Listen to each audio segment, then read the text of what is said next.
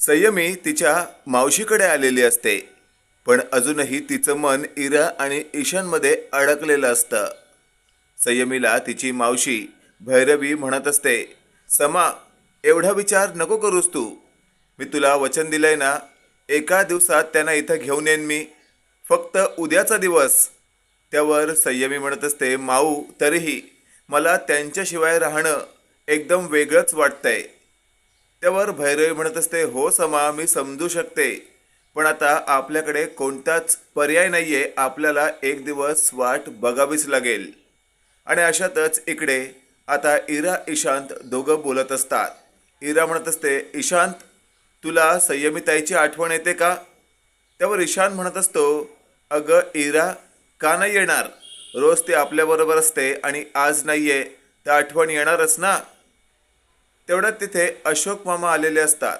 अशोक मामा म्हणत असतात, अरे बाळांनो, तुम्ही झोपला नाहीत अजून?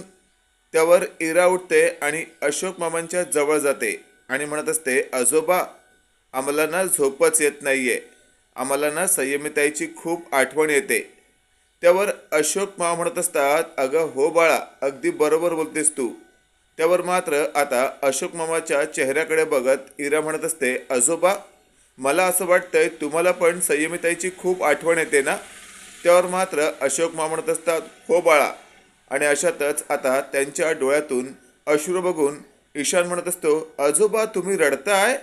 त्यावर लगेचच अश्रू पुसत अशोक मामा म्हणत असतात, नाही बाळांनो, मी रडत नाहीये, ते थोडी डोळ्यात धूळ गेली ना. त्यावर इरा म्हणत असते, डंबो, तुला कळत नाहीये का? आजोबा रडतायतच.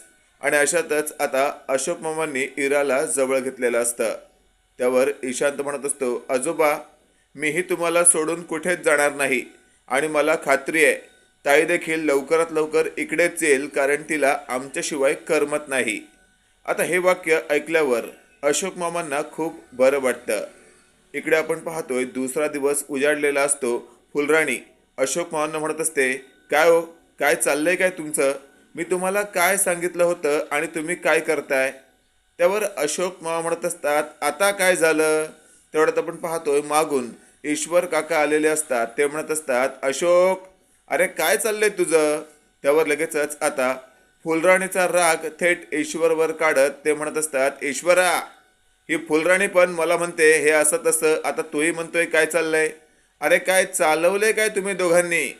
आणि तेवढ्यात ईश्वर काका म्हणत असतात, शांत हो अशोक, एवढा चिडू नकोस. एकच गोष्ट लक्षात ठेव, या वयात चिडलं ना तर ब्लड प्रेशर वाढतो असं म्हणतात. त्यावर मात्र आता अशोक मामा म्हणत असतात, अरे खड्ड्यात गेलं ब्लड प्रेशर, त्याने मला काही फरक पडत नाही. आणि अशातच आता ईश्वर काका हसत असतात.